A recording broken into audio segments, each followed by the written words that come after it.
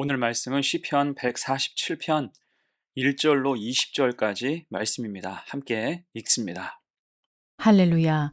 우리 하나님을 찬양하는 일이 선함이요 찬송하는 일이 아름답고 마땅하도다. 여호와께서 예루살렘을 세우시며 이스라엘에 흩어진 자들을 모으시며 상심한 자들을 고치시며 그들의 상처를 싸매시는도다.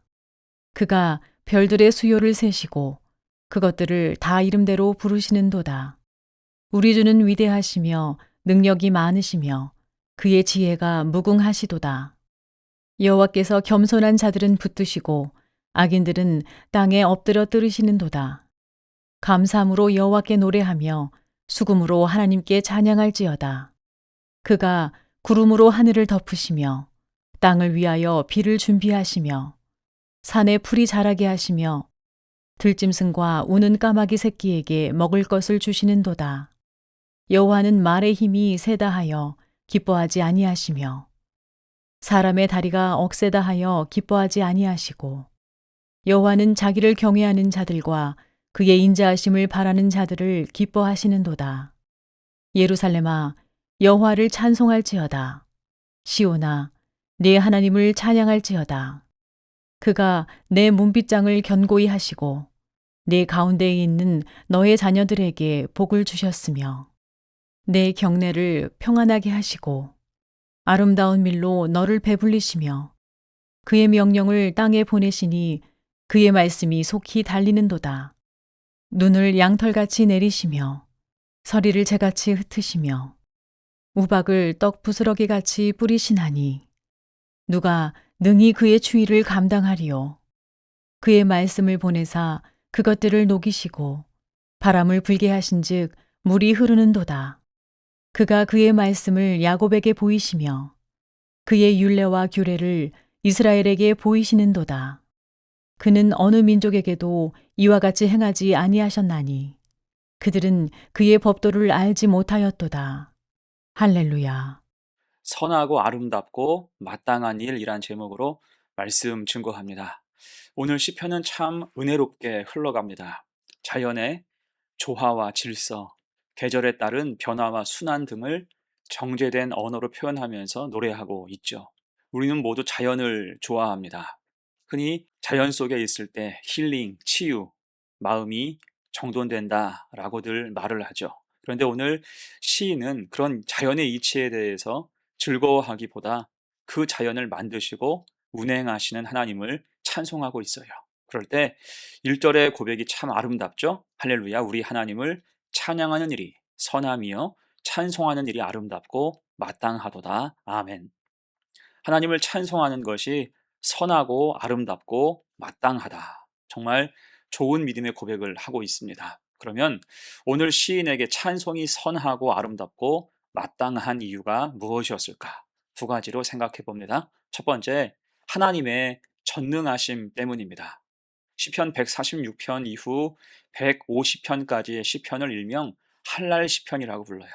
할렐루야로 시작해서 할렐루야로 마무리하기 때문입니다. 말 그대로 하나님만을 찬송하고 있죠. 그럼 이렇게 할렐루야가 시작과 끝이 된 이유가 무엇일까? 그것은 그들이 포로기 이후 다시 예루살렘으로 돌아온 백성들이었기 때문이에요. 그 나라가 망하고 포로로 끌려가서 생활하다가 다시 고향 땅으로 돌아온 거죠.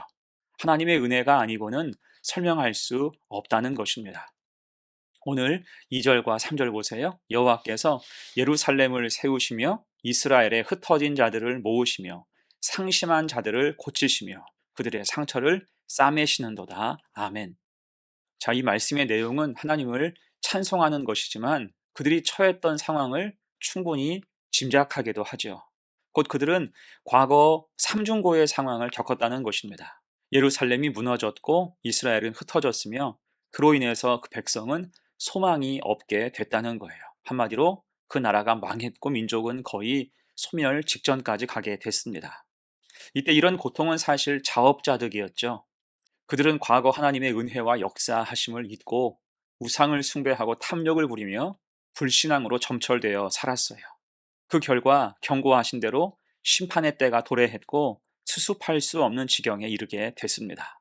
삼중고 예루살렘이 무너졌고 이스라엘은 흩어졌으며 그 백성은 소망을 다 잃게 된 것입니다. 자, 이런 상태를 누가 무슨 수로 극복할 수 있을까요? 사람으로는 도저히 할 수 없을 겁니다. 다만 하나님께 답이 있죠. 그리고 놀랍게도 하나님은 그 백성으로 다시 돌아오게 하셨어요. 페르시아의 왕 바사의 고레스를 통해서 전격적으로 해방을 선포하게 하신 것입니다. 누구도 생각하지 못한 방법이었어요. 그렇게 예루살렘으로 돌아왔고 흩어진 자들, 상심한 자들을 모으셔서 성전과 성벽을 세우게 하셨습니다. 이에 시인은 그 놀라우신 하나님을 찬양하죠. 4절로 6절, 그가 별들의 수요를 세시고 그것들을 다 이름대로 부르시는도다. 우리 주는 위대하시며 능력이 많으시며 그의 지혜가 무궁하시도다. 여호와께서 겸손한 자들은 붙드시고 악인들은 땅에 엎드러 뜨리시는도다. 아멘. 이 말씀은 전능하신 하나님에 대한 묘사인데, 그 중에서 별들의 수효를 세신다라는 표현은 참 새롭습니다. 사실 과학이 발전한 지금도 별과 우주에 대한 지식은 한정적이에요. 그런데 하나님은 그 별을 지으시고 그 수를 세시며 이름을 부르신다라고 말씀하고 있죠. 연결해서 더 놀라운 것은 그 광대한 별과 우주 속 먼지 같은 우리를 자기 백성으로 삼아 부르셨다는 사실입니다. 그리고 인도하시며 지켜주시니 얼마나 감사합니까? 그 전능하신 은혜를 통하여 우리를 지키시고 인도하십니다. 이에 시인은 다시 하나님을 찬송하면서 이제는 겸손을 강조하죠. 10절과 11절 말씀, 여호와는 말에 힘이 세다 하여 기뻐하지 아니하시며 사람의 다리가 억세다 하여 기뻐하지 아니하시고 여호와는 자기를 경외하는 자들과 그의 인자하심을 바라는 자들을 기뻐하시는도다. 아멘. 한마디로 하나님이 주셨기에 우리가 누리는 것을 가지고 함부로 의스대고 자랑하지 말라는 것입니다. 대신 지금 누리는 것의 출처를 기억하며 하나님을 찬양해야 한다는 거예요. 11절에서 강조하시기를 하나님을 경외하는 자, 하나님의 인자하심을 바라는 자, 한마디로 신실하고 겸손한 자를 기뻐하신다 말씀하고 있죠. 여러분, 이에 우리는 하나님의 전능하심을 늘 기억해야 할 것입니다. 전능하신 하나님은 우리의 연약함을 아시고 삼중고의 어려움에서도 건져주시며 우리의 길을 친히 은혜로 주장하십니다. 그 사랑을 기억할 때 교만에 빠지지 말고 늘 선하고 아름답고 마땅히 하나님을 찬송하는 복된 성도가 되시기를 간절히 축원합니다. 아멘. 두 번째, 하나님께 찬송하는 것이 선하고 아름답고 마땅한 이유 두 번째는 겸손한 자를 잊지 않으시기 때문이에요. 이제 하나님은 11절 신실하고 겸손한 자들을 기뻐하시면서 상을 예비하여 주시죠. 그것이 회복과 소망에 대한 것입니다. 13절로 15절의 말씀, 그가 내 문빗장을 견고히 하시고 내 가운데 있는 너의 자녀들에게 복을 주셨으며 내 경내를 평안하게 하시고 아름다운 밀로 너를 배불리시며 그의 명령을 땅에 보내시니 그의 말씀이 속히 달리는도다. 아멘. 자, 어떤 회복입니까? 영육과 삶에 대한 회복이에요. 분비장을 견고하게 하시고 자녀에게 복 주시며 삶의 지경을 평안하게 하시고 아름다운 밀로 풍성하게 하신다는 겁니다. 곧 겸손함으로 하나님 앞에 설 때 지금 내가 선 곳을 아름답게 하신다 약속하고 있는 거예요. 자, 여러분, 본래 출애굽할 때 하나님이 가나안 땅을 주시면서 그 땅을 뭐라고 칭하셨습니까? 젖과 꿀이 흐르는 땅이라 말씀하셨어요. 그 땅이 본래 그런 땅이었습니다. 언제요? 겸손으로 하나님 앞에서 신실할 때 축복은 끊어지지 않는 것입니다. 하지만 그 땅이 젖과 꿀이 흐르는 땅이 아니라 훗날에는 전쟁과 살육의 피로 물든 땅이 되고 말지요. 그들이 신실함을 잊어버리고 타락하여 불순종과 죄에 점철되어 살았기 때문입니다. 자, 그러나 이제는 다시 신실함과 겸손함을 회복할 때 하나님께서 다시 그 땅에 복을 허락하신다는 거예요. 은혜의 순풍, 소망이 가득해지는 거죠. 15절부터 18절의 말씀, 그의 명령을 땅에 보내시니 그의 말씀이 속히 달리는도다. 눈을 양털같이 내리시며 서리를 재같이 흩으시며 우박을 떡 부스러기 같이 뿌리시나니 누가 능히 그의 추위를 감당하리요? 그의 말씀을 보내사 그것들을 녹이시고 바람을 불게 하신즉 물이 흐르는도다. 아멘. 아무리 얼어버린 세상도 차가운 죄의 역사도 하나님의 말씀과 권능으로 모두 녹아버린다는 거죠. 신실하고 겸손한 자들에게 이런 은혜의 회복과 생명의 소망이 임하게 된다는 것입니다. 자, 이러한 회복과 소망의 역사를 포로기에서 돌아온 백성들이 누리게 된 거예요. 오늘 11절 이하는 그래서 그 백성이 경험한 하나님의 은혜를 노래하는 것과 같습니다. 타락하여 불순종과 죄로 살 때 그 땅은 완전히 황폐해졌지만 신실함과 겸손으로 하나님 앞에서 회개하며 나아갈 때 그 땅에 참 회복과 소망을 주셔서 더없이 풍성하게 하셨다는 것입니다. 그 놀라운 역사 앞에서 하나님을 찬양하는 것이 선하고 아름답고 마땅한 거지요.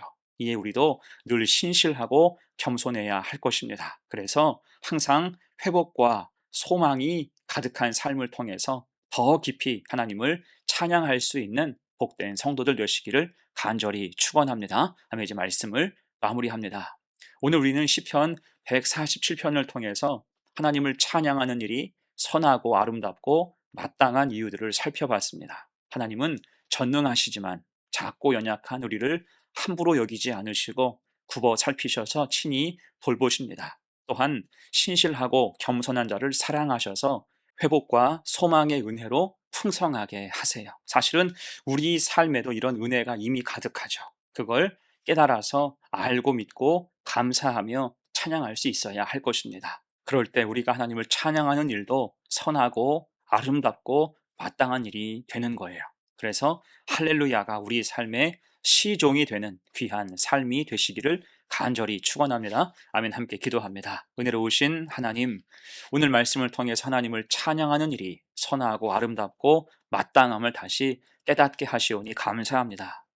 전능하신 하나님께서 우리 삶을 친히 인도하시고 어려운 상황과 형편을 벗어나 은혜로 살게 하시니 감사합니다. 그 앞에서 교만하지 않고 늘 신실함과 겸손함으로 하나님을 경외하며 살아가게 하옵소서. 그럴 때 은혜가 마르지 않게 하시고 늘 찬송하는 복된 삶이 되게 하옵소서. 감사드리며 예수님의 이름으로 기도합니다. 아멘.